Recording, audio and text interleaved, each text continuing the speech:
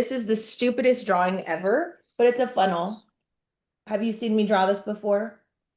Okay, so this funnel, your only goal in life is to get customers in the top of the funnel. They need to notice us. They need to see that we belong, we're here, whatever. As it gets thinner here and goes down here, this is where we're converting people. They become customers here.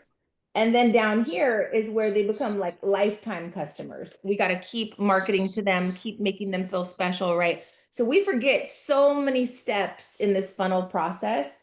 This is the key to growth in your business. If you don't have a process for every step of this way, you're going to constantly be struggling for sales.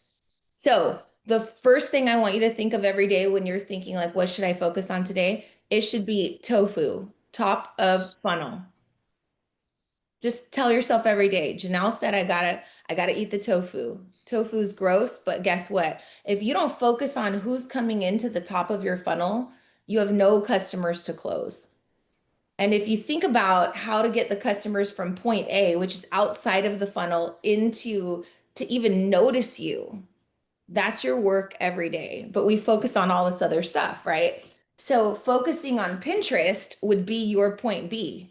Oh my God, I'm over here waving my arms and someone found me. So they go from A to B and now they see you. Now the question is, what is a part of that journey? What do we have to give them to get them further down the funnel? So that would be the questions I asked you. Well, they click on your photo, which was beautiful, right? So now you're at maybe C. And now when they click on it, they go to your website, that's D.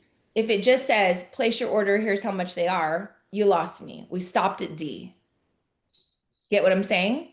So Mm. your only goal in life, if you're trying to grow your business, is to focus on that funnel. The top of the funnel is important, but as they come down the funnel, we want to make them customers. So you guys have to start thinking more like the customer that's behind the keyboard searching, and how can my business be the one that comes up first?